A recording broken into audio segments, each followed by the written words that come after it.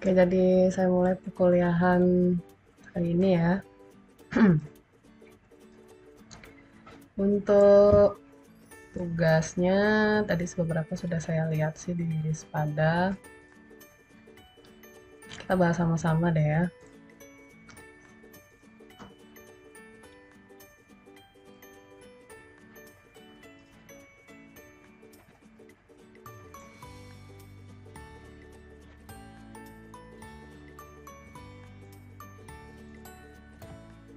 Nah, sudah kelihatan ya. Oke, saya mau lihat dulu dari yang paling atas.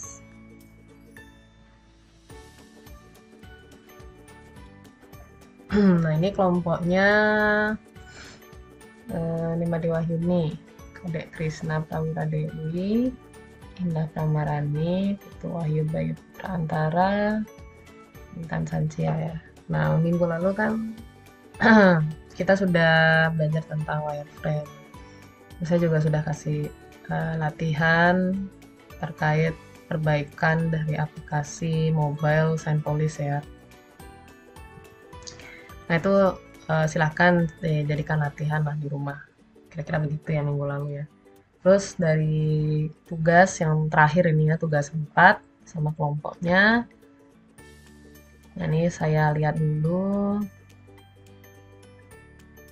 Oke, di sini kode masalah PM01, PM02, PM03, fitur absensi. Nah, yang bermasalah itu adalah pada fitur absensinya ya. Nah, ini saya download aja deh biar bisa diinikan apa? Biar bisa dilihat dengan jelas ya. Sebentar. Di sini dia nggak ada fitur zoom soalnya. Oke, kita download dulu. Terus saya open. Nah, gini kan enak ya. Lebih besar ya kelihatan. Oke, saran perbaikannya adalah dengan mengubah letak fitur absensi yang pada awalnya terletak acak di setiap pertemuan mata kuliah, sehingga membuat bingung mahasiswa saat melakukan absensi. Kini fitur absensi letaknya tidak acak lagi, namun sudah terstruktur di setiap topik mata kuliah per pertemuan, sehingga tidak membuat mahasiswa kebingungan atau kesulitan pada saat proses absensi. Oke, ini dia PM01. Jadi masalahnya itu adalah di masalah kodenya PM01, PM02. Nah, di sebelumnya wireframe rekomendasi perbaikan itu absensinya yang katanya acak ya. Terletak acak di setiap pertemuan. Dan di saran perbaikannya itu adalah letaknya itu tidak acak lagi. Dengan cara kita letakkan dia secara terstruktur di tiap topik mata kuliah per pertemuan sehingga tidak membuat mahasiswa kebingungan. Kira-kira afternya dia seperti ini, topik 1, topik 2. Sebelumnya letak absensi acak. Saran perbaikannya adalah dengan mengubah letak absensi agar terdapat di setiap topik pertemuan mata kuliah. Jadi saat mahasiswa memilih topik pertemuan akan langsung muncul. Oh, jadi dia harus ngeklik dulu topik baru ada absensi gitu ya. Nah, gini kira-kira. Terus sebelumnya selalu absen tidak ada layanan konfirmasi setelah melakukan absensi. Oke, terus yang ini fitur sebelumnya saat melakukan absensi tidak ada layanan konfirmasi setelah melakukan absensi. Fitur absensi bersamaan dengan topik rumah kita kuliah. Oh, ini yang di atasnya ya. Nah, dia seperti ini. Jadi diklik topik nanti ada di bagian atasnya gitu. Nah, lebih bagus. Kalau sebelumnya dia absen kayak gini ya. Nah, ini di topik 5 ternyata nggak ada absen. Nah, random sekali ya. Seharusnya di tiap topik kan ada ya. Tapi kalau kita lihat di sini, di before-nya memang di bagian topik 5-nya nggak ada. Tidak ada absen. Malah di topik 6 ada absen. Jadi, ya itu seharusnya di tiap-tiap topik itu adalah absensi. Jadi, mahasiswa tidak kebingungan.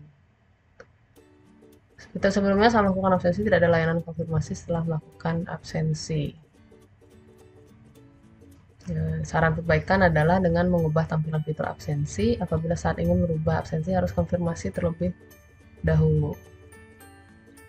Oke, yang sebelumnya nggak ada ya. Jadi nggak ada konfirmasi setelah melakukan absensi. Nah, diharapkan kalau dia udah absen, nah jadi ada pesan lah ya, ada pop-up warning kayak gitu. Saran perbaikannya. Oke, rasional lah ya, masuk akal. Kemudian setelah melakukan absensi, terkadang tidak muncul notifikasi mengenai apakah mahasiswa sudah melakukan absensi pada pertemuan bersangkutan atau pertemuan sebelumnya. Saran perbaikannya adalah dengan memberikan notifikasi agar dapat dijadikan bukti bahwa mahasiswa sudah melakukan absensi pada mata kuliah bersangkutan di tiap pertemuan atau pada pertemuan mata kuliah sebelumnya. Oke, ini sebelumnya nggak ada notifikasi ya, sudah absensi pada pertemuan sebelumnya atau yang bersangkutan. Nah, kalau di sini ada dia, jadi absensinya present ya, hadir artinya. Ya, kalau di sini nggak ada dia, tidak ada keterangan sudah absen atau belum. Nah, akan lebih baik lagi kalau dikasih keterangan di bagian atas ya. Oke, nah sip. Bagus ya untuk saran perbaikannya, sudah masuk akal, rasional. Setidaknya sangat-sangat gini lah ya, artinya membantu sekali dari yang sebelumnya belum ada fiturnya, ternyata ada penambahan fitur kayak gitu. Oke, bagus ini yang Warma Dewa. Kita lanjut lagi ke selanjutnya, kelompok selanjutnya yang alfa prima.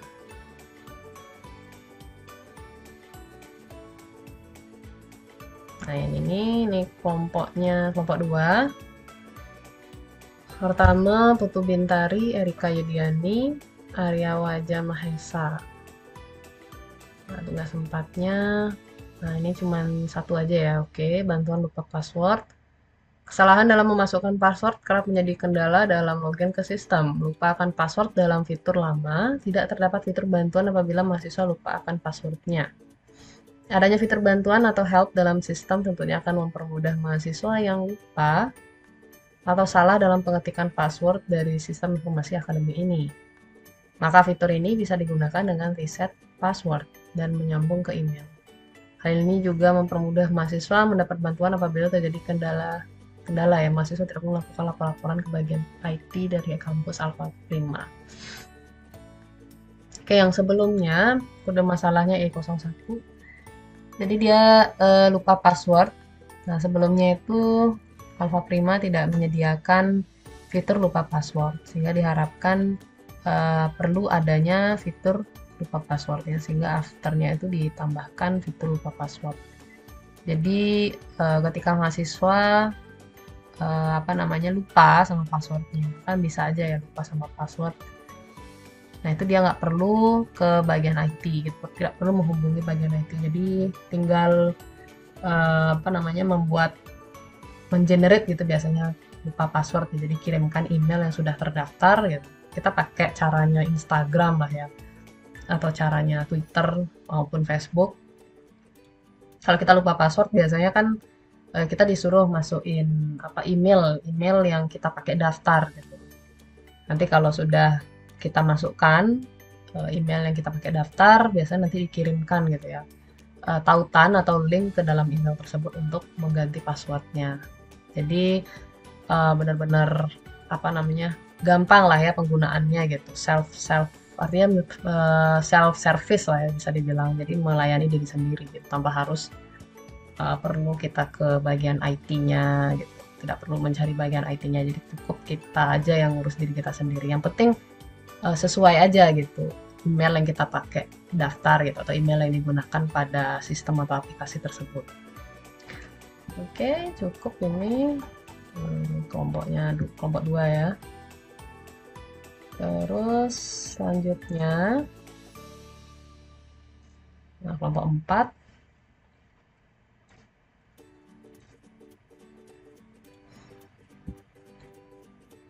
Ini kelompoknya Kasnaya, kelompoknya Brenda ya, tugas 4. Udah masalah kurangi fitur animasi.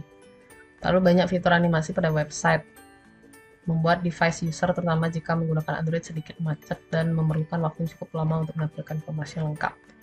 Saran perbaikan: mengurangi fitur animasi, di mana sebelumnya terdapat banyak fitur animasi yang membuat device sedikit macet yang disebabkan oleh proses penampilan fitur tersebut, dan tidak semua device mampu menggunakan website tersebut.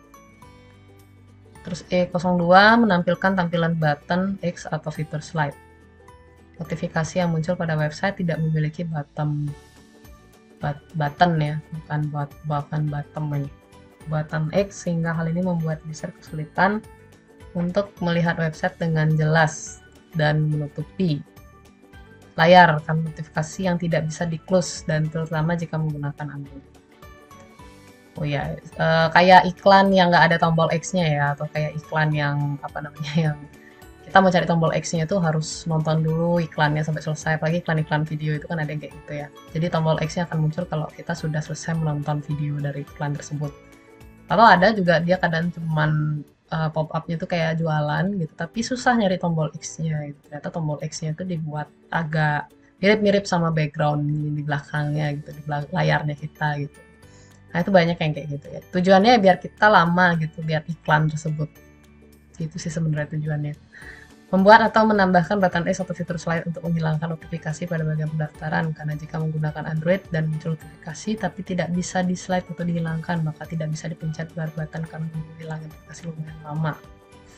Ya, itu sedikit mengganggu sih ya kalau nggak ada button X itu. Before-nya, nah ini begini, rekomendasi 1 video yang dapat dilihat di link berikut. Oke, ada kedua ya, fitur keduanya.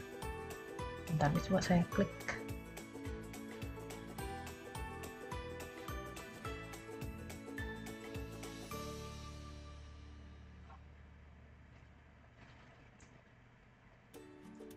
Nah, ini masuk ke Figma. Nah, ini nggak kelihatan. Terus E02, permasalahannya versi dapat dilihat pada link berikut. Jadi saya langsung klik aja deh ya.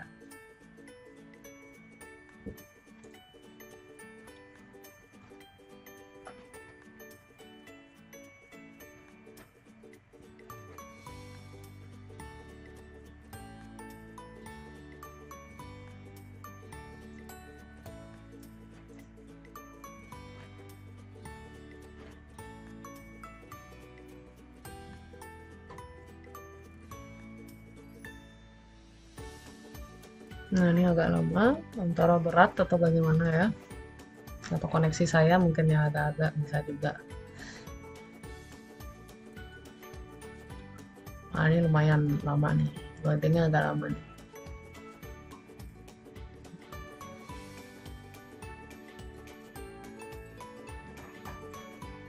Oke, jadi kalau di play bagaimana? Kita lihat ya.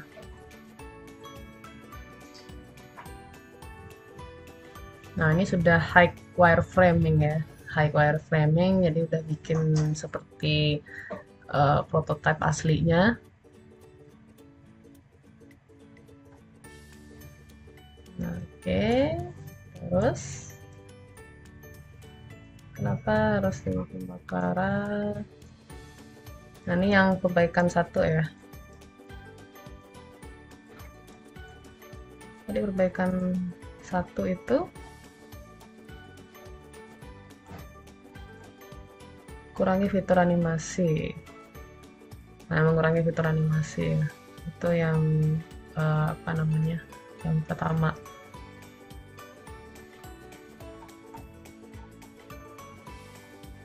Oke, kalau yang ini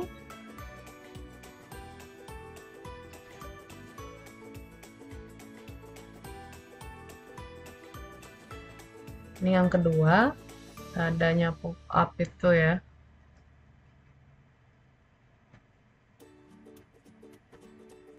Nah, yang kedua, menampilkan tampilan button X atau fitur slide karena ada notifikasi.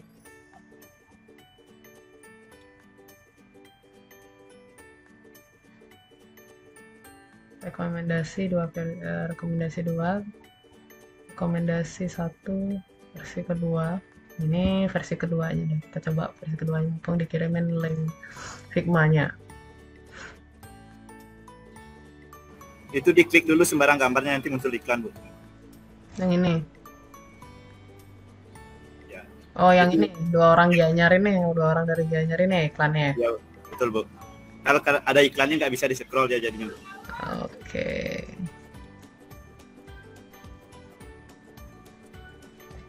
Jadi ini tiap ngeklik gambar, ini yang muncul ya. Kayak pop-up. Yang itu tuh ya, yang dua orang daftar di jurusan apa gitu ya. Nah ini kalau yang before-nya, yang websitenya itu dia nggak ada tombol X ya, atau button X ini. Nah untuk rekomendasinya, jadi teman-temannya menyarankan ditambahkan button X. Karena ini lumayan lama munculnya.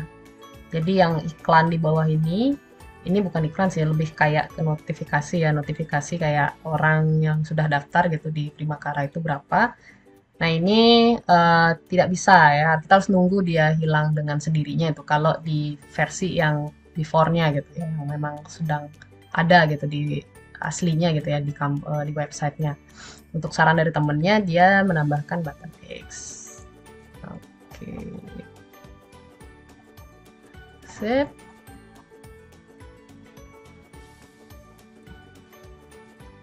Nah, ini mantap ya, sudah buat prototipe yang langsung ya. Kalau yang ini animasinya bagaimana? Ya, dibuat lebih ringan gitu ya, yang ini ya. Ya, Bu, animasinya dihilangin aja gitu, Bu. Jadi muncul langsung di berandanya gitu. Kalau di websitenya kan tuh muncul gitu dia, Bu, animasinya. Ya.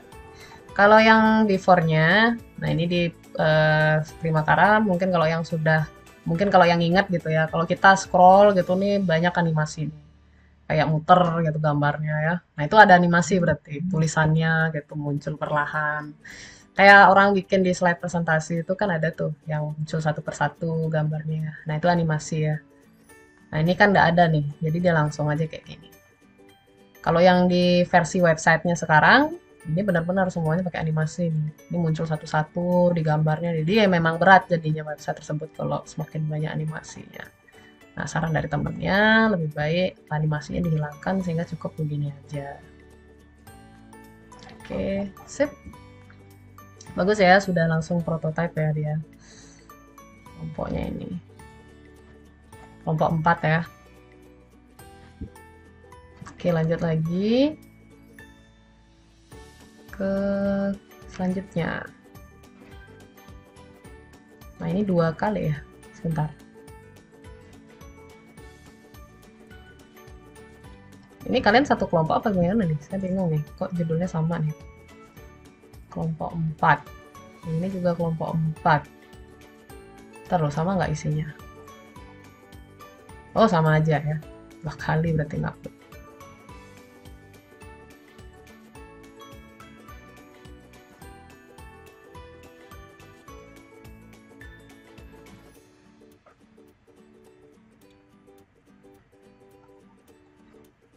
Nah, ini juga sudah. Bentar, ini berarti ini kelompok berapa yang belum ini ya? Yang ini udah 1, 2, 3, baru 3 kelompok.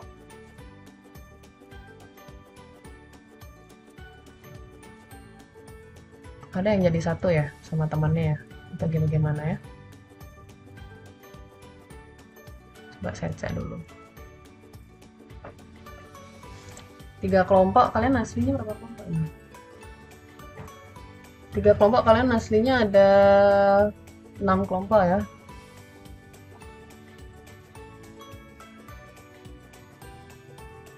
Yang tadi itu ada yang laporan sama saya, katanya nggak ada submit. Ini berarti yang belum ada ini yang kelompok 5. Kelompok 5 gimana? Belum kumpul ya?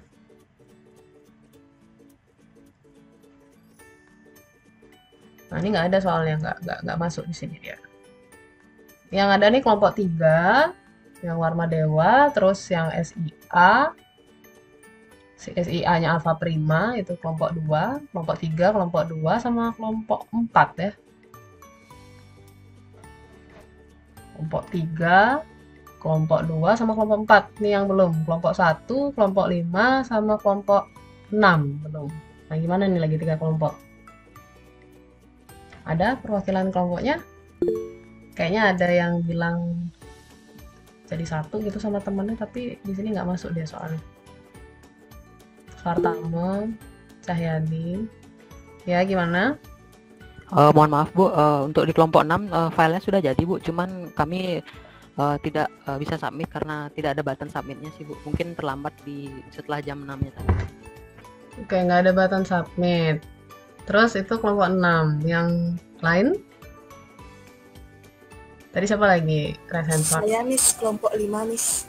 Gimana kelompok 5? Sama seperti Cahyadi, belum bisa submit Miss, tapi filenya udah jadi.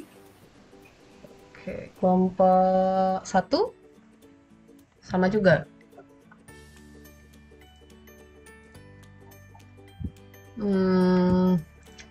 Saya atur dulu deh ya.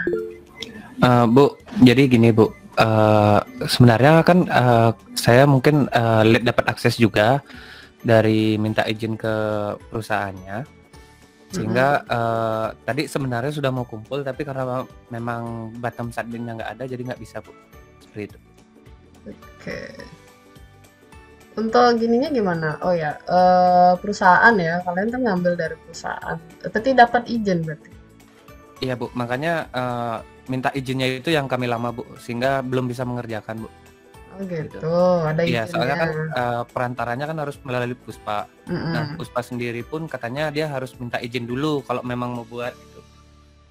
Oh gitu. Jadi Kayak nge-screenshotnya gitu ya? iya Bu, itu pun sembarang. katanya harus minta izin Bu, biar nggak sembarang. Saya juga kan nggak berani kalau bilang screenshot aja, ntar malah Puspanya yang kena masalah juga Bu. Ya.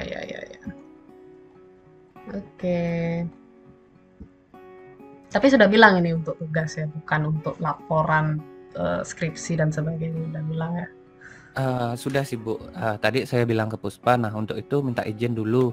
Oh terus teman-temannya sama atasnya yang di sana disuruh coba tanya ke pusat katanya kayak gitu, biar karena yang di sana juga katanya nggak berani ngambil keputusan gitu Mas. Oh gitu. Tapi akhirnya diizinkan untuk Iya Bu, tugas, makanya untuk keperluan tugas. agak nge-push waktu kita membuatnya Bu gitu. Ya. Oke, nggak masalah ya, yang penting udah diizinkan. Tapi kalau seandainya nggak diizinkan, ya sampaikan saja ke ibu, kan nggak ibu paksa ya, karena kan kalian ya sampaikan aja gitu kendalanya, bahwa perusahaan kita kan ngambil apa namanya aplikasi atau sistemnya dari perusahaan, jadi nggak bisa sembarangan Bu, gini gitu. Kalau misalnya nggak diizinkan, ya paling ibu akan alihkan gitu.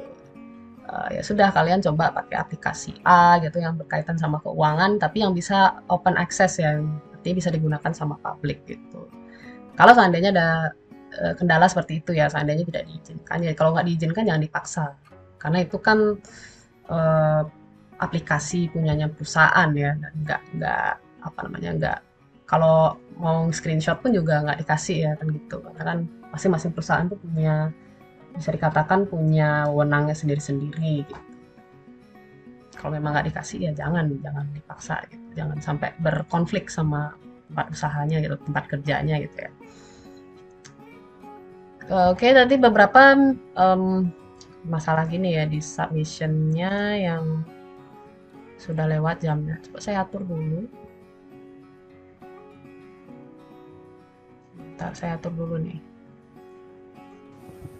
Miss, saya dari kelompok 5, mohon maaf Miss, agak lama, soalnya laptop saya masih macet Miss. Oke.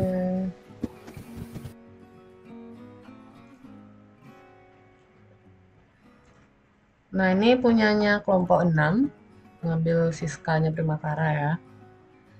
Nah, ini kelompoknya Cahyadi. Coba kita lihat dulu. Oke, coba dilihat dulu ini kesulitan atau masalah yang didapatkan setelah testing sistem akademik Primakara atau Siska. Udah masalah P01, fiturnya itu adalah daftar TAK. Kesulitannya adalah responden tidak bisa mengakses beberapa menu atau fitur-fitur yang dimiliki Siska, salah satunya daftar TAK. Ketika mengklik menu tersebut, tidak terjadi perubahan menuju halaman yang diharapkan. Saran perbaikan, sebaiknya fitur-fitur yang belum bisa diakses pada menu akademik, kemahasiswaan, atau administrasi segera diperbaiki sehingga mahasiswa dapat memakai dan memanfaatkan fitur tersebut. Berarti buttonnya memang nggak ada aksi atau ada hrefnya kemana gitu mungkin ya. Nah ini kurang tahu sih. Ini yang tahu sih pastinya bagian IT-nya. P02 kartu hasil studi. Kesulitannya adalah responden berhasil untuk mengakses menu KHS dan transkrip nilai. Namun responden tidak bisa melihat detail rincian nilai seperti nilai keaktifan, tugas, UTS, dan UAS. Bisa mengakses menu KHS. Berarti gimana nih maksudnya? Karena Ibu kan tidak punya akses ke Siska. Berarti kalian buka menu KHS, terus apa yang muncul ketika kan berhasil nih lihat KHS sama transkrip nilai. Nah itu berupa apa gitu? Jadi memang apa namanya, data-datanya ada Bu, cuman rincian nilainya seperti nilai UAS, UTS itu tidak ada. Jadi dia hanya menampilkan bobotnya aja seperti 4.00 seperti itu saja. Jadi detailnya itu tidak dijelaskan bahwa UTS berapa, UAS berapa, keaktifan berapa, tidak dijelaskan di tabelnya, tidak dicantumkan di tabelnya. Seperti itu sih Bu, kurang lebihnya. Oke.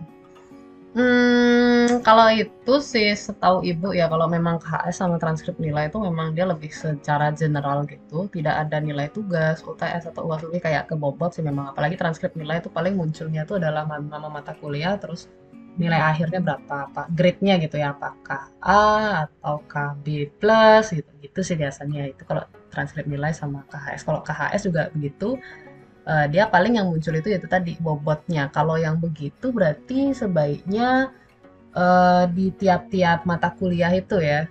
Jadi dia ada menu di sana, bukan kartu hasil studi jatuhnya ya. Berarti kayak ke apa sih namanya, menu gitu. Tapi yang menampilkan mata kuliah yang sudah kalian ambil. Jadi ketika dipilih mata kuliah tersebut muncul tuh nilai tugasnya berapa, nilai UTS-nya berapa, nilai UAS-nya berapa. Kalau KHS itu memang dia lebih ke rincian gitu ya, rincian bobotnya berapa, terus sisa lagi berapa SKS itu sih biasanya. Nah, di sini saran kalian sebaiknya pada menu KHS dan transkrip nilai rincian nilai dibuat lebih detail dengan menambahkan nilai keaktifan, tugas, UTS, dan UAS sehingga mahasiswa dapat melihat dan mengetahui nilai mereka secara detail lebih mudah ya.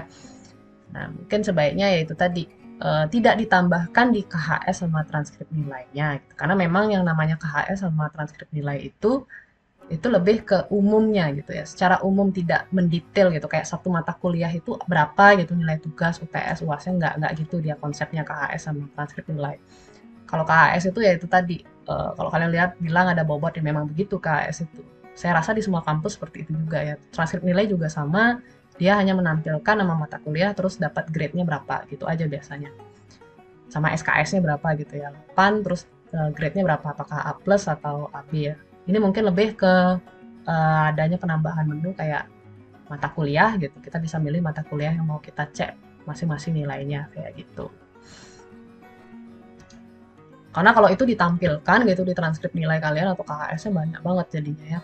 Karena kan itu kan tiap mata kuliah tuh ada nilai UTS, tugas, keaktifan UAS gitu. Jadi lebih baik kalau ada menu yang berisi mata kuliah gitu, nama-nama mata kuliahnya itu tinggal kalian klik, itu langsung muncul detailnya, secara lebih detailnya. Jadi terpisah sama KHS dan transkrip nilai ini. Gitu. Oke, terus ada profil mahasiswa. Responden hanya bisa melihat nama profil mahasiswa dan tidak bisa melihat rincian detail informasi biodata pengguna. Nah, selain itu mahasiswa tidak bisa melakukan pergantian foto profil karena tidak ada fitur khusus yang disediakan saling mengganti password. Pada profil pengguna bisa ditambahkan fitur untuk melihat rincian biodata dan fitur untuk mengganti foto profil yang kosong. Oke, salah. Nah, ini yang pertama yang TAK-nya ya, TAK transfer aktivitas mahasiswa. Ternyata dari mata kuliah. Penambahan tampilan tabel daftar TAK menjadi solusi dalam kasus ini. Ability membuat tabel daftar TAK yang berisi nama kegiatan, tingkat, dan poin dari TAK yang telah dikumpul oleh mahasiswa. tabel ini juga memiliki tombol detail yang dimana ketika diklik akan menuju ke halaman itu data yang dipilih. Oke, nah ini lomba web desain nasional poinnya 10. Latihan. Nah ini detailnya ketika diklik akan seperti ini gitu ya, itu saran dari temannya nih. Yang awalnya seperti ini. Nah ini katanya nggak bisa diklik ya button nih, katanya masih mati. Nanti saran perbaikan ke depannya dibuat seperti ini. Ketika diklik detail akan menampilkan ini nanti. Tingkatnya tingkat apa, berapa poin yang sudah terkumpul. Oke, bagus. Masalah kedua, kartu hasil studi ya. Nah yang ini. Nah kuliah SKS robot. Nah ini memang kartu hasil studi. Penambahan tombol detail menjadi solusi dalam kasus ini. Peneliti menambahkan tombol detail berdasarkan nah ya, dengan solusi ketika user mengklik tombol detail mereka akan nyari tombol detail. Nah kayak gini kan bagus ya. Nah ini secara umumnya dia KS seperti ini, terus actionnya dia kayak gini. Nah ini boleh kayak gini boleh ya. Ditambahkan action detail di sini. Jadi akan tampil berapa nilai tugas, UTS, UAS sama keaktifannya.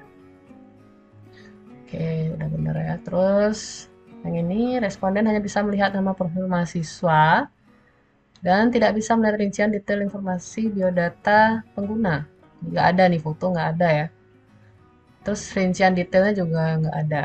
Penambahan tombol profil saya menjadi solusi dalam kasus ini.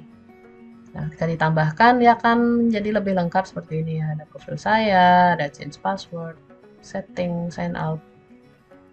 Nah, jadi muncul di sini kayak begini ya. Jadi lebih detail lah. Kalau gini kan nggak ada ya, tidak ada detailnya, hanya ada change password sama sign out aja. Tapi detail tentang profil kita nggak ada.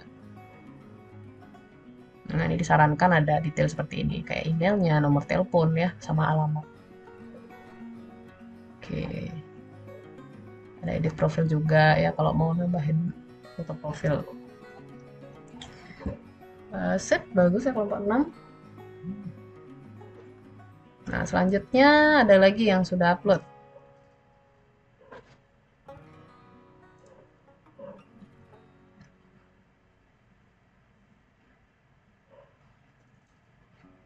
Belum ada ya.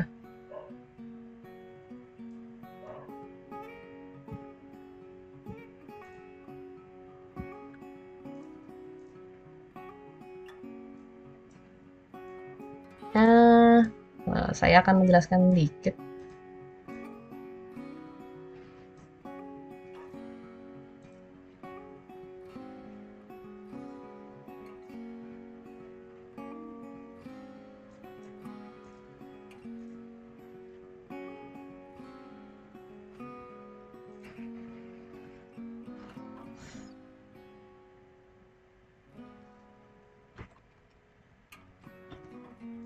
Untuk materi ini juga sudah ada di Spada, sudah saya upload ya, bisa dicek.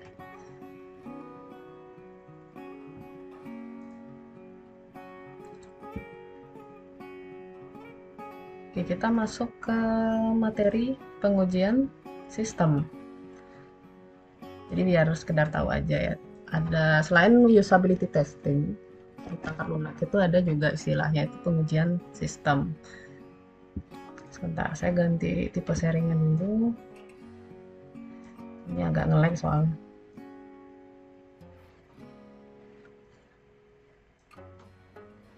Ntar saya matikan aja dah kamera saya, soalnya agak nge-lag nih.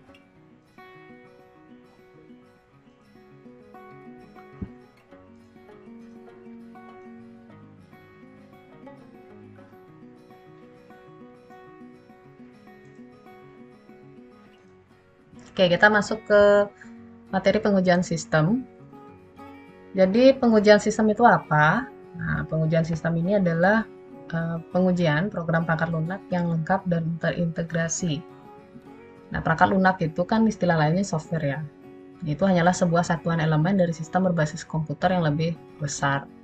Nah, biasanya perangkat lunak itu dihubungkan dengan perangkat lunak dan perangkat keras lainnya. Untuk pengujian perangkat lunak atau pengujian sistem itu dibagi jadi dua.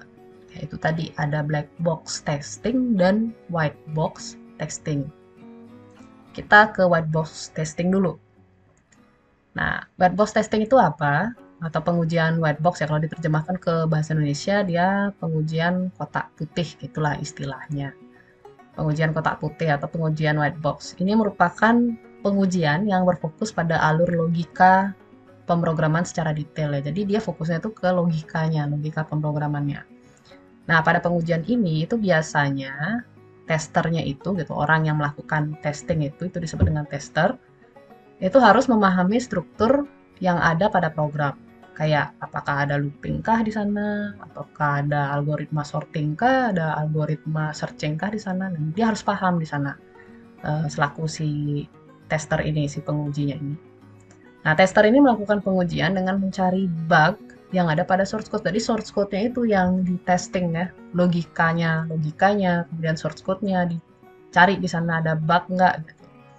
Sehingga tester ini harus fokus dan detail untuk memeriksa setiap source code seperti alur kodenya dan input maupun output dari proses tersebut.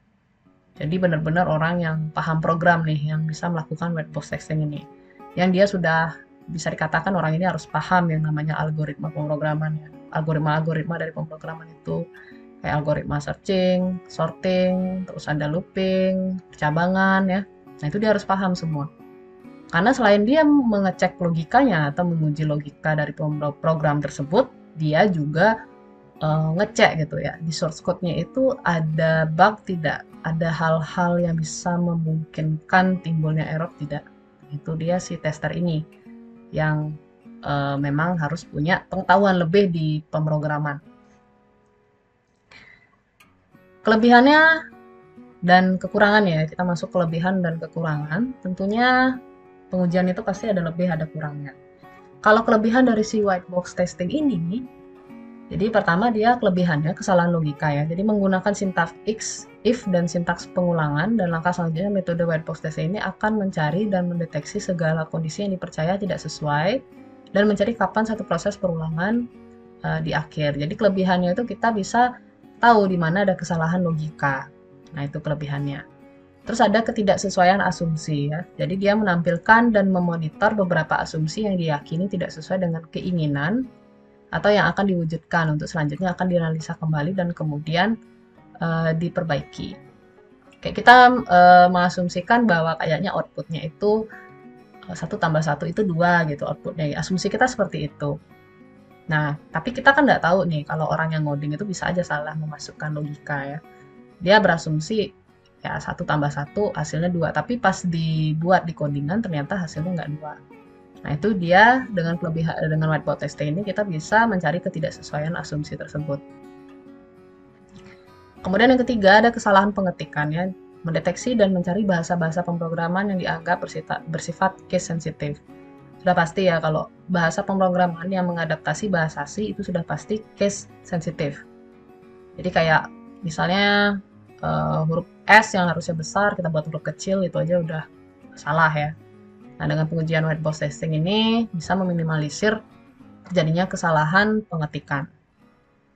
Kemudian diperlukan pengetahuan internal perangkat lunak yang sedang diuji bermanfaat untuk pengujian menyeluruh ya. Jadi dengan orang-orang yang menguji ini memiliki pengetahuan yang lebih mengenai internal perangkat lunak itu tentunya akan bermanfaat bagi perusahaan tersebut ya. Jadi bermanfaat juga buat dia karena akan terus dapat panggilan ya, artinya sudah menjadi langganan gitu di perusahaan tersebut. Oh, ini si tester si A ini atau orang yang bekerja sebagai programmer ini, si A ini dia sudah paham betul gitu loh sistem di perusahaan ini. Ya udah kita terus aja manggil dia gitu. Artinya dia terikat kontrak ya, terikat MOU modelnya gitu sama si perusahaan ini untuk melakukan uji terus gitu ya. Kalau ada sistem yang sudah dikembangkan sama perusahaan tersebut, nah dia yang programmer ini yang bekerja sebagai tester itu akan mendapatkan kontrak kayak gitu. Jadi tentunya akan ada benefit juga buat si programmernya gitu ya. Perusahaannya juga sama karena dia sudah dapat orang yang tepat kan gitu. Jadi nggak perlu capek-capek lagi nyari orang yang harus paham betul sama bagaimana logika program yang ada pada perusahaan mereka. Terus kelebihannya juga dia membantu mengoptimalkan kode ya, udah pasti dengan adanya kelebihan white box testing ini istilahnya mungkin kayak clean code gitu ya. Jadi bagaimana kita membuat program tapi dengan coding yang seminimal mungkin, artinya rapi lah gitu ya. Kalau kita sebenarnya kalau baru-baru belajar kan mungkin kalau bikin program yang barisnya banyak gitu it's okay lah ya karena baru-baru belajar. Tapi buat aplikasi-aplikasi yang sudah kompleks atau aplikasi-aplikasi yang sudah komersil, sangat disarankan sekali yang namanya clean code ya. Jadi bagaimana kita meminimalisir penggunaan coding yang panjang atau penggunaan coding yang berulang tapi maknanya tuh sama gitu. Contohnya kayak bikin variabel lah. Bikin variabel kan sebenarnya bisa dibuat singkat dengan menambahkan koma ya kalau seandainya tipe datanya sama kan gitu. Tapi kalau orang-orang yang baru belajar mungkin dia bikin variabel integer nilai 1, koma di bawahnya lagi integer nilai 2. Misalnya mau nginputin 3 nilai dah, koma lagi integer nilai 3. Nah itu kan sebenarnya nggak efektif ya kayak gitu ya. Padahal sebenarnya bisa disingkat lagi, tinggal tulis aja tipe datanya satu kali gitu, integer nilai 1, nilai 2, nilai 3 gitu kan sebenarnya sama aja. Nah, tapi kalau orang-orang yang baru belajar ya mungkin dia akan buat tipe data yang sama itu berulang kali gitu, padahal sama strukturnya Pak. Padahal sebenarnya itu kan bisa disingkat. Nah itu salah satu contoh mengoptimalkan kode ya. Jadi yang panjang itu dibuat seoptimal mungkin atau seminimal mungkin. Terus kekurangannya apa nih dari white box testing ini? Sudah pasti dia orang-orang yang memanfaatkan white box testing ini atau orang-orang yang melakukan pengujian white box testing ini, orang-orang yang menguji itu harus memiliki pengetahuan tingkat tinggi gitu ya terkait perangkat lunak internal yang sedang diuji. Jadi dia harus paham betul nih sistemnya kayak gimana, logika pemrogramannya seperti apa, codingannya yang baik itu seperti apa yang harus digunakan pada sistem tersebut. Itu harus dia tahu gitu.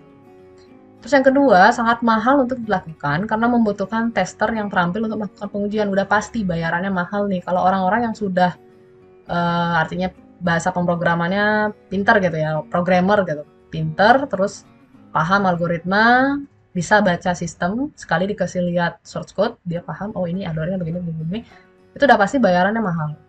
Nah, dia berani gitu, perusahaan itu berani membayar mahal orang tersebut. Karena orang tersebut paham ya, alur kerja dari aplikasi yang digunakan pada perusahaan tersebut. Pasti dia tentunya akan meminta bayaran mahal terhadap skill yang dia punya dan gitu. Nah, perusahaan harus berani gitu ya, menyediakan dana yang banyak untuk membayar testernya ini. Terus pada perangkat lunak jenis besar, metode white box testing ini dianggap boros karena melibatkan banyak sumber daya untuk melakukannya ya. Kalau besar gitu, misalnya kayak perusahaan bank, bukan perusahaan ya kayak BUMN deh, bank gitu, contohnya bank BUMN. Kalau dia mau melakukan uji coba white box testing, itu sudah pasti sumber dayanya itu banyak gitu ya, melibatkan banyak sumber daya. Jadi perlu orang-orang internal yang harus menjelaskan kepada testernya ini nanti kemana gitu alur programnya ya. Jadi tidak sesimpel itu deh melakukan white box testing, apalagi untuk program-program yang sudah kompleks dan besar, itu sudah pasti harus banyak hal yang dikorbankan ya, kayak waktu, tenaga, uang, dan sebagainya. Terus dia tidak menghiraukan tampilan UI aplikasi, udah pasti. White box testing ini fokusnya pokoknya ke logika, ke source code, ke script codingan, itu udah pasti itu white box testing. Jadi dia tidak menghiraukan tampilan UI dari aplikasinya, mau UI-nya kayak kalian yang tadi kalian bikin kan wireframe kayak gitu, dia nggak peduli. Kalau yang white box testing ini nggak ngurus yang kayak gitu gitu. Mau ada fitur lupa password kayak, mau ada tombol detail kayak, dia nggak peduli. Kalau nggak ada ya udah bukan urusannya. Yang penting dia fokusnya dia adalah bagaimana fungsional yang terjadi pada program tersebut gitu, atau aplikasi tersebut ya. Bagaimana logikanya, bagaimana codingannya, sudah clean code belum atau masih berantakan. Apakah ada perulangan dari coding-coding yang digunakan? Nah, dia lebih fokus ke sana. Terus yang terakhir sudah pasti membutuhkan akses kode ya. Jadi kalau misalnya kita mau menguji white box testing nih aplikasi yang punya lembaga gitu atau perusahaan-perusahaan, nah itu kita nggak bisa gitu ya, artinya sembarangan kayak tadi temennya kasusnya yang kelompok 1 ya, jurnal itu saja untuk men-screenshot hal-hal yang tentunya bisa diperbaiki dari jurnal tersebut, itu perlu izin ke pusatnya, kantor pusatnya. Nah seperti itu. Kalau yang white box testing ini tentunya harus ada akses codingannya ya, jadi back end-nya gitu. Kita ngotak-ngatik bagian back end-nya bukan front end-nya. Kalau front end mungkin masih bisa ya, artinya kalau front end kan paling cuma screenshot bagian depannya gitu ya, tampilannya. Tapi kalau back end berarti kita diberikan akses untuk mengotak-ngatik bagian codingannya gitu, bagian pondasinya dia, bagian belakangnya dia yang tidak terlihat ini gitu ya. Tidak, user ini nggak mau tahu gitu ya. Tapi kita yang harus ada akses ke sana.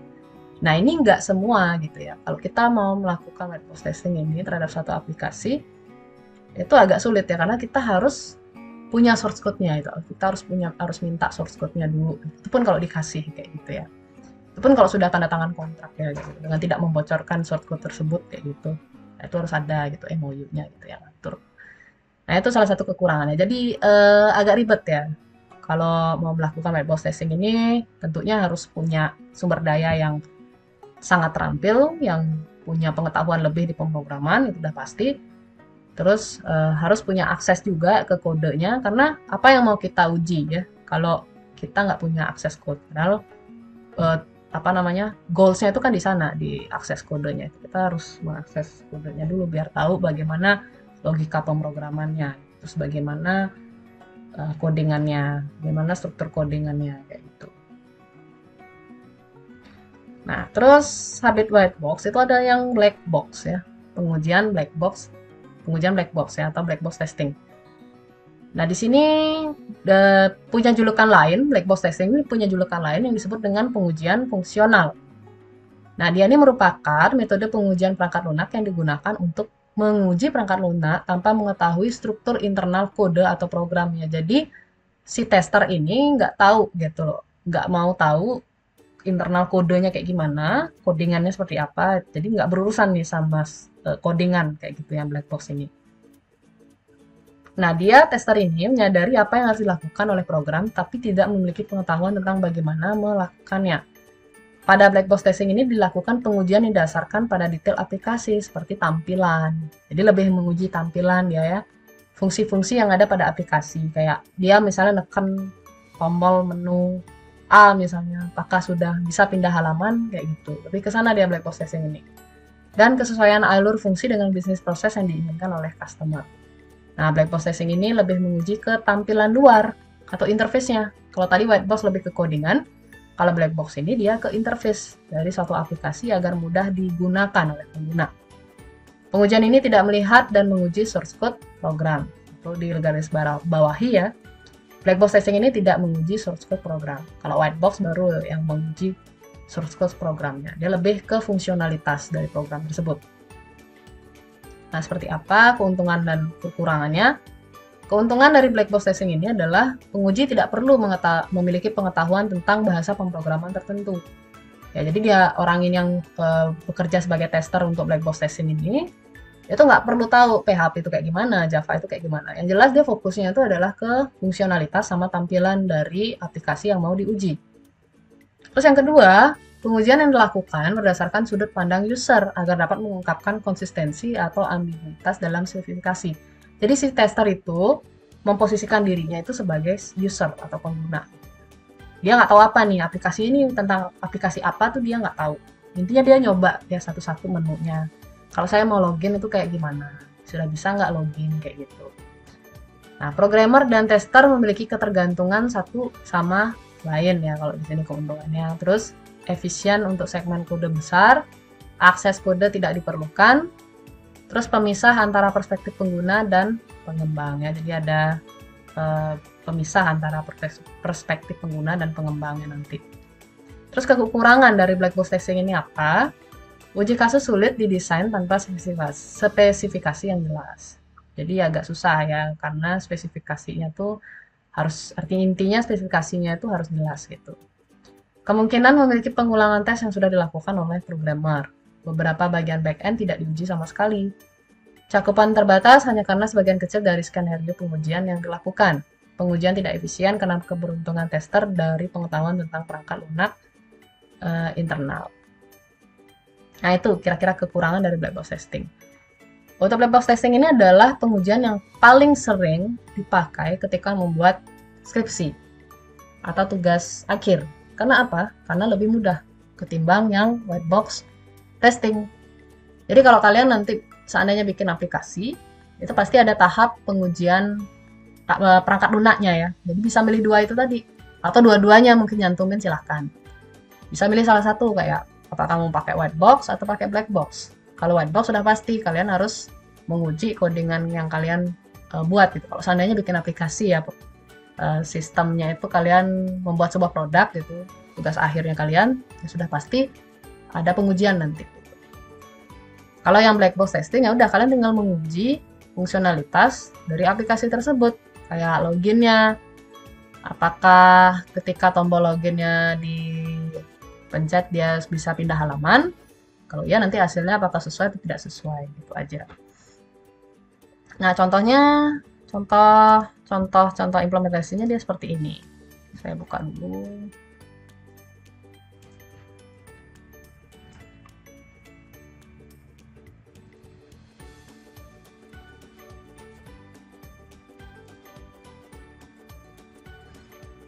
Nah, black box testing itu dia seperti ini ya contohnya ya.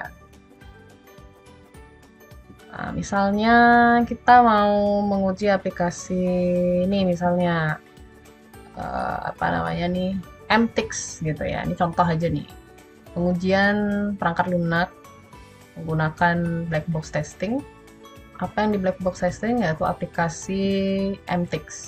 Nah, ini contohnya aplikasi MTix ya. Terus untuk contoh penggunaannya dia seperti ini. Nah, tampilan aplikasi MTix. Jadi yang pertama kita uji dulu tampilan aplikasi MTix-nya. Jadi nanti ada kolom seperti ini, dibuat seperti ini, kayak nomor, nama pengujian, skenario pengujian, hasil pengujian, sama keterangan. Terus kita coba dulu nama pengujiannya yaitu menu playing-nya dulu. Skenarionya ngapain? Jadi user memilih menu playing. Hasil pengujiannya adalah aplikasi menampilkan halaman playing. Keterangan sesuai atau tidak gitu. Jadi coba gitu ya. Si user gitu ngasih MTix, terus dia ngeklik yang ini, menu playing. Saya pindah dulu misalnya ke sini, ke menu yang lagi satu. Terus kita pindah lagi ke playing, dia mau nggak tampilin playing? Mau ya, berarti sesuai. Nah, kayak gitu aja black box testing. Nanti kasih keterangan sesuai.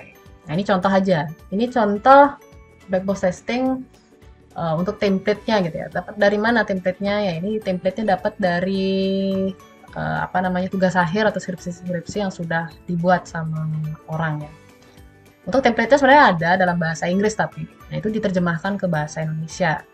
Sama kayak yang apa namanya SUS itu ya. Sistem user scalability itu ya, yang untuk pengujian usability testing itu formatnya ada dalam bahasa Inggris, tapi kita terjemahkan ke bahasa Indonesia. Nah, ini juga sama. Untuk format black box testing ini di internet itu udah ada, kalian bisa googling, tapi dia masih dalam bentuk bahasa Inggris. Nah, ini kita jadikan dia dalam bentuk bahasa Indonesia. Nah, untuk pengujiannya bagaimana? Dia seperti ini aja. Terus selanjutnya yang kedua kayak menu teater. Nah, yang nguji itu siapa? Di sini tidak melibatkan responden ya, tapi yang menguji itu adalah diri kita sendiri. Nah, diri kita sendiri, kalau kita yang bikin aplikasinya itu bisa kita yang jadi testernya langsung. Ini untuk yang black box testing. Tapi kalau untuk yang white box, itu biasanya perlu orang-orang yang memang berkompeten di pemrograman. Jadi dia ngerti gitu ya alur program. Jadi lebih ribet gitu cari testernya, tester untuk white box testing ketimbang yang black box. Kalau black box itu kita aja bisa gitu. Orang yang nggak punya basic IT itu bisa gitu ya, bisa melakukan pengujian ini. Karena dia cuman gini aja, kayak menu teater, coba kunjungi gitu ya. User memilih menu teater, jadi dia disuruh mengunjungi menu teater. Ketika diklik menu teater ini, apakah mau muncul gitu, apa namanya, halamannya gitu. Sudah mau nggak berganti halaman dari halaman sebelumnya? Kalau iya ya udah kita tinggal kasih keterangan sesuai di sini. Kalau seandainya ketika diklik menu teater ini dia nggak mau gitu, pas kita mau klik gitu menu teater kayak gini dia nggak mau, ya udah berarti tidak sesuai. Kita tinggal ubah gitu di keterangan ini menjadi tidak sesuai. Kayak gitu dia. Terus menu mFood juga coba diklik gitu ya. Mau nggak tampil dia, mau nggak berubah. Kalau ternyata diklik waktu ini dia nggak mau, ya udah berarti tidak sesuai. Nah, kayak gitu nih black box testing. Dia di bagian tampilan. Ini untuk pengujian yang di tampilan. Terus ada pengujian tombol ya. Nah, selain di pengujian tampilan, dia juga ada di pengujian fungsi tombol. Kayak di halaman login. Tombol login usernya. Jadi dia masuk ke My mtix, terus masukkan di sini ya nomor handphone sama PIN. Sorry, ini tampilannya agak kacau karena saya menggunakan extend soalnya ya. Di gininya saya pakai extend soalnya, makanya dia agak gini. Kalau nggak extend dia mau ini sih bagus ya. Nah, jadi dia handphone, jadi kita masukkan nomor handphone di sini sama PIN-nya gitu. Kalau dia kita pencet login dia mau, ya udah berarti berhasil tuh tombol loginnya. Nah, coba kita kosongkan misalnya. Kalau ini kita kosongkan, kita pencet tombol login, ada nggak pesan ya? Jadi ada pesan error ya di bawahnya gitu, nggak bisa. Terus kita coba misalnya yang tombol register. Nah, tombol register nih, ketika diklik dia mau nggak masuk ke form register atau registrasi. Kalau mau, terus nanti ketika dia sudah masuk, kita pencet register ini, dia mau, ya udah berarti sesuai. Nah, kayak gini dia. Halaman login, tombol login, user menginputkan nomor HP dan PIN untuk melakukan login. Hasil pengujiannya adalah 1. Aplikasi berhasil memberikan sesi dan mengarahkan pengguna ke halaman dashboard. Yang kedua, aplikasi berhasil memberikan pemberitahuan error saat pengguna memasukkan nomor HP dan PIN yang tidak cocok. Keterangan sesuai. Kalau berhasil, kita kasih sesuai. Gitu. Nah, ini ada yang pengujian tombolnya. Jadi selain pengujian tampilan, dia ada pengujian tombol juga ya. Kita mencoba tombol-tombol yang ada pada aplikasi ini. Nah, ini contoh dari pengujian sistemnya. Jadi ada dua tadi, white box sama black box testing.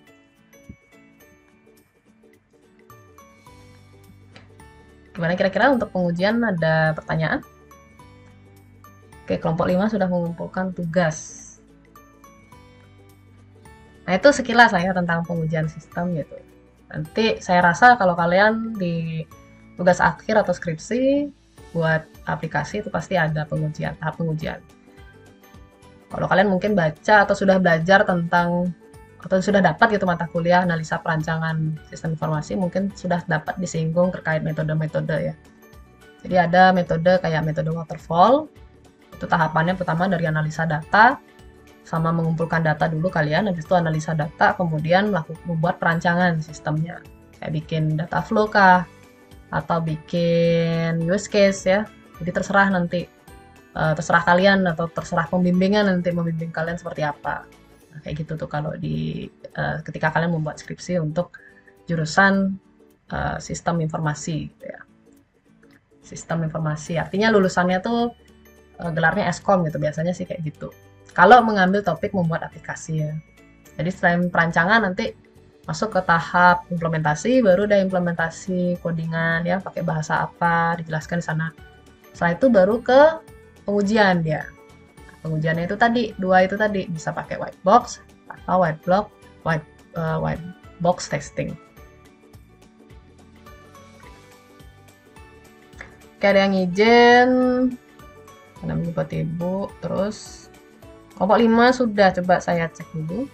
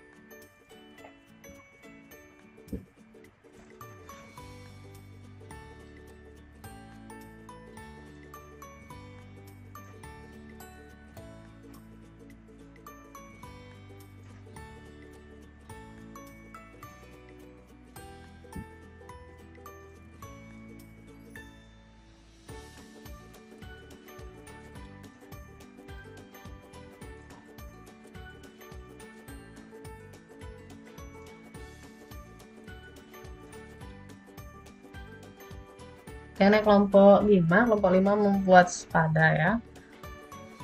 Kelompoknya bagus, Jaya Ngerana.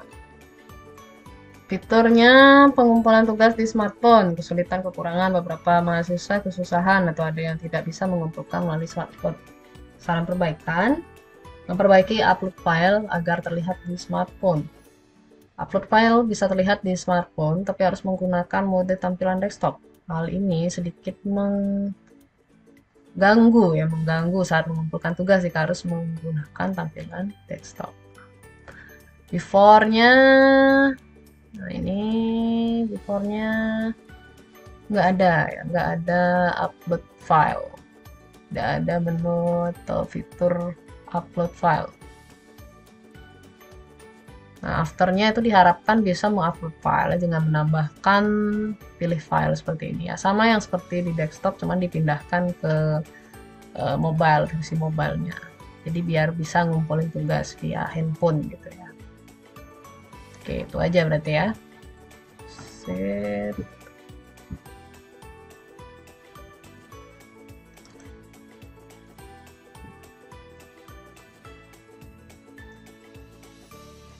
Nah, itu kira-kira ya terkait bahasnya, saya sudah bahas sedikit. Ada pertanyaan terkait pengujian sistem? Tidak ada?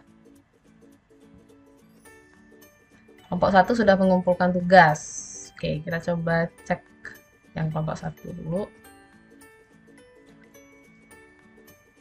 Jadi biar teman-temannya tahu juga, oh penambahannya kayak gini loh.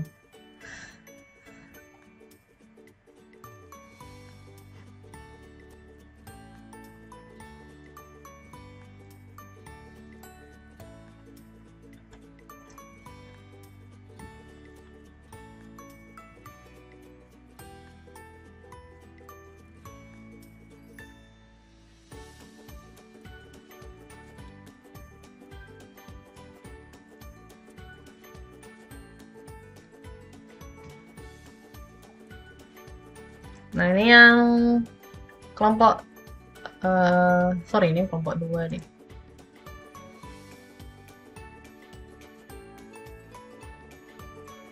Tugas 4. Nah, ini ya, yang jurnal itu.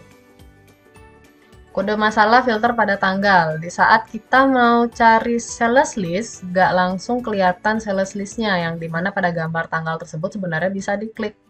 Sebaiknya ditambahkan gambar atau filter pada kalender, sehingga orang baru bisa langsung tahu bahwa hal tersebut dapat diklik. Nah, yang ini saya perbesar dulu. Before-nya seperti ini, kemudian after-nya seperti ini. Oh ya, ini ya. Di sales list-nya ini, tanggalnya itu tidak bisa difilter. Jadi tidak ada fitur filter di sini ya. Nah, akan lebih bagus lagi kalau di sales list ini kita kasih filter. Kalau ada filter gini kan enak ya, mau lihat transaksi di tanggal berapa, tinggal di filter aja. Nah, kalau kayak gini gimana caranya nih?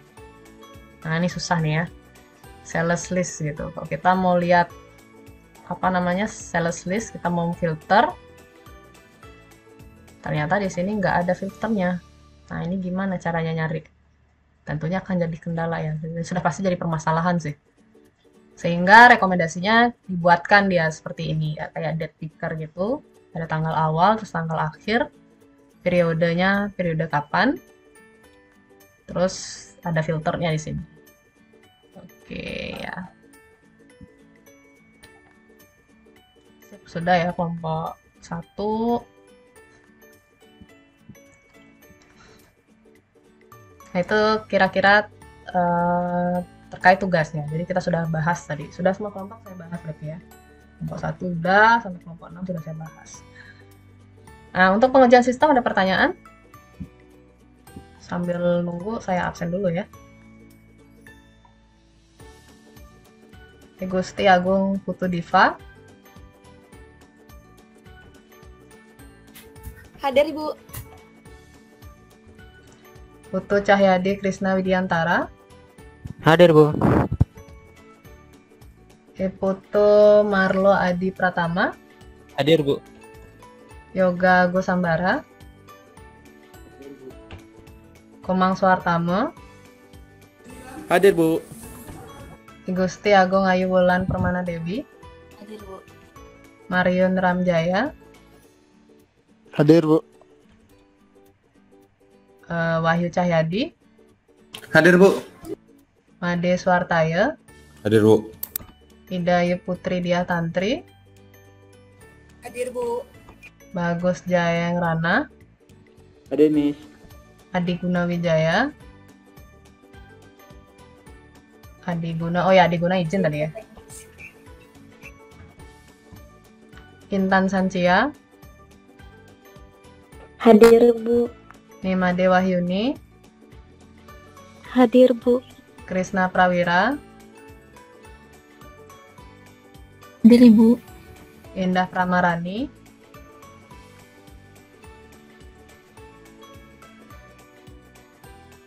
Indah Pramarani,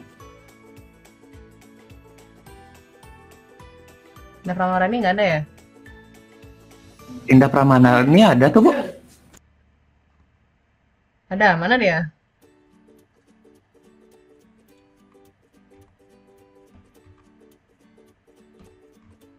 Gusti Made Dwita Ningsih, Ada, Bu. Hadir, Bu. Putu Bintari, Hadir, Bu. Wayan Anggi Febianti, Hadir, Bu. Arya Waja, Hadir, Bu. Widya Asta, Hadir, Bu. Erika Yudiani, Hadir, Bu. Brenda, Hadir, Bu. Wahyu Bayu Putra, Hadir, Bu. Kasnail, Hadir, Bu. Puspasari,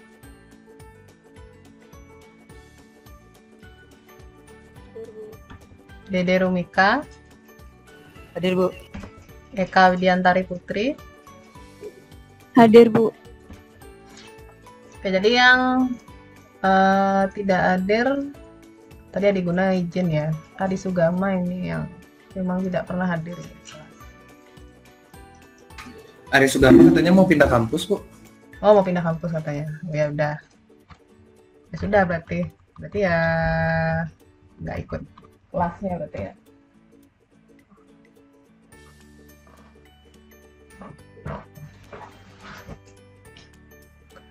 Oke, ada pertanyaan?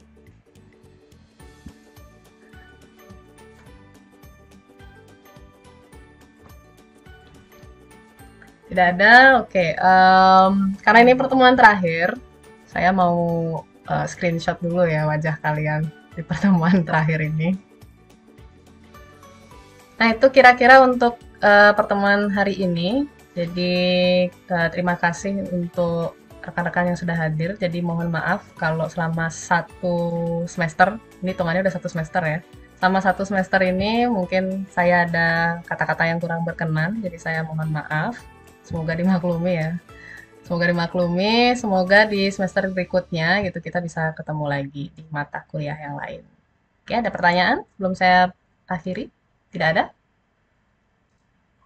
Tidak ada, kalau tidak ada, selamat malam, bisa live ya. Nanti selamat mengerjakan UAS saya. Semoga semua lulus dengan nilai yang memuaskan dan sesuai dengan harapannya. Oke, selamat malam, bisa live ya. Selamat malam, Bu. Selamat dulu Terima kasih. Halo, Miss. Oke, Selamat selamat. malam, Miss. Terima kasih, Miss. Terima kasih, Bu. Oh ya, selamat Hari Raya ya. Selamat Hari Raya buat yang merayakan Hari Raya Galungan Kuningan. Selamat Selamat malam.